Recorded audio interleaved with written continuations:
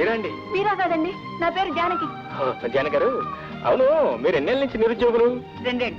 మరి మీరు? నేను మీకు 2 ఏళ్ళ సీనియర్ని, అంటే 4 ఏళ్ళ నుంచి. నా పేరు రాఘవరావు. ఇంటర్వ్యూలో పిలుస్తున్నప్పుడు విన్నాను. ఇంతకీ మీకు ఆ ఉద్యోగం దొరకలేదుగా? ఎవరండి మీరు? ఉద్యోగం దొరికితే రోజు ఈ ఉద్యోగం కాలం చూసుకుంటూ ఈ బఠాలు తింటూ కూర్చోటం చెప్పండి. సారీ, బఠాలు తీసుకుంటారా? థ్యాంక్స్. ఆడదానిగా పుట్టడమే మహాపాపం అంటారు. అంతకంటే మహాపాపం నిరుద్యోగం కావడం.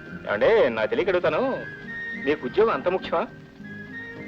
ఏం మీకు కాదా? అదే నాకు చాలా ముఖ్యం అనుకోండి. అంటే పురుష లక్షణం కాపాడుకోవడం కోసం కాదు, పొట్ట కాపాడుకోవడం కోసం. నాకు అదేనండి బాబు. అమ్మా నాన్న లేరు, వేలు విడిచిన మేనమామ ఇంట్లో మకా. చూడండి సుశీల్ గారు. జానకండి. ఐఎమ్ సారీ అండి. చూడండి జానక్ గారు, ఈ రోజు నుంచి మన కష్టాలు కలబోసుకుని సుఖాలు పంచుకుందాం. ఏమిటండి మీరు అనేది? అదే ఈ విషయం కాదండి, మన ఉద్యోగ విషయం. చూడండి జానక్ గారు, నిరుద్యోగులకి పేపర్ కొనుక్కోవడం కూడా ఖర్చే. మన ఇద్దరికి 2 పేపర్లు ఎందుకు చెప్పండి, ఒక పేపర్ జాయింట్ గా కొనుక్కుందాం. ఓకే. ఓకే అంటే కుదరదండి.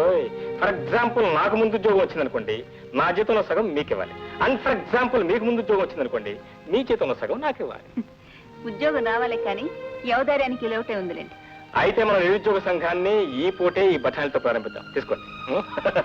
ఈ రోజు నుంచి ఈ పార్క్, ఈ బెంచి మన నిరుద్యోగ కార్యాలయం. ఓకే, రండి కూర్చోండి కూర్చోండి కూర్చోండి. ముందు మీరు గోకుల్ సిమెంట్ లో ట్రై చేయండి. గోకుల్ సిమెంట్స్? ఆ మేనేజర్ కి ఆడపురుగులంటేనే గిట్టదు. రియలీ? మీకు లెక్కలు చూసి. చాలా థ్యాంక్స్ అండి.